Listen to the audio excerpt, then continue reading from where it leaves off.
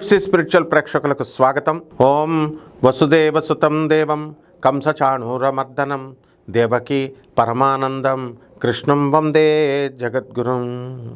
జగదేక వీరుడైనటువంటి అర్జునుల వారికి, జగద్గురువైనటువంటి శ్రీకృష్ణ వారి పాదపద్మాలకు నమస్కారాలు. ఈ వారం రాశిఫలాలు పరిశీలిద్దాం.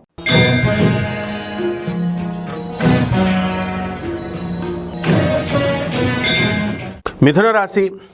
ఈ మిథున రాశి వారికి అందరికీ కూడా జన్మంలో ఉన్నటువంటి గురు బుధల కలయిక వలన తీర్థయాత్రలు జరుగుతూ ఉంటారు, ఆశ్రమాలకు వెళుతూ ఉంటారు. అలాగే మీ యొక్క సోదరులంతా కూడా కుజ కేతువులు ఇద్దరూ కలిసి సింహరాశిలో ఉండడం వల్ల మంచి డెవలప్మెంట్ అనేటటువంటిది కనబడుతుంది. విదేశాలకు వెళతారు. పిల్లల నుంచి అధికమైనటువంటి మార్కులు మీ పిల్లలకు వచ్చినాయి అనేటటువంటి సంతోషంలో ఉంటారు.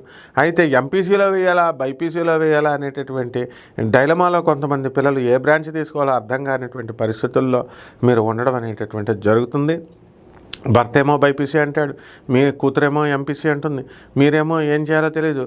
ఈ రకంగా చక్కగా మీరేమో డాక్టర్ అయితే జీతాలు ఎక్కువ, ఇంజనీర్ అయితే జీతాలు ఎక్కువ అని ఎంక్వైరీలు చేస్తున్నట్టుగా ఈ వారం అంతా కూడా ఉంటుందన్నమాట.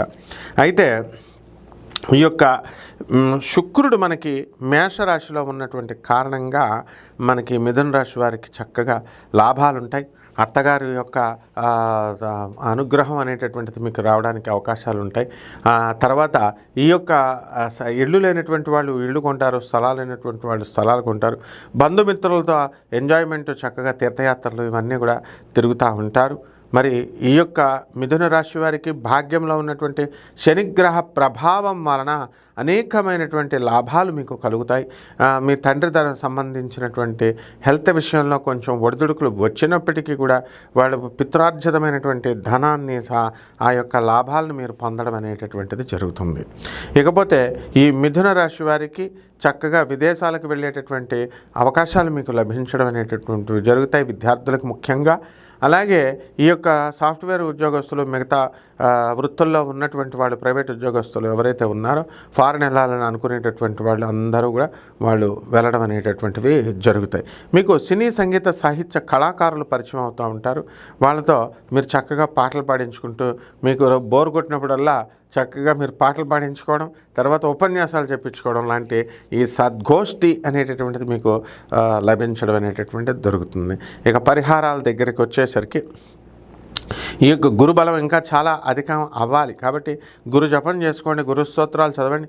గురువుకి కిలోంపావు శనగల్ని, పసుపు రంగు వస్త్రాలని ఇచ్చి పేద బ్రాహ్మణులకి గురువారం నాడు ఉదయం 6 గంటలకి చక్కగా దానం చేసుకోండి. దశమహావిద్యల్లో ఒకటైనటువంటి తారాదేవి అమ్మవారి యొక్క హోమాన్ని మీ ఇళ్లలో జరిపించుకోవడం ద్వారా అదృష్టం మీకు కలిసి వస్తుంది. అలాగే చక్కగా మేడి చెట్టును పెంచండి. ఇంట్లో మేడి చెట్టుకు నీళ్లు పోయండి.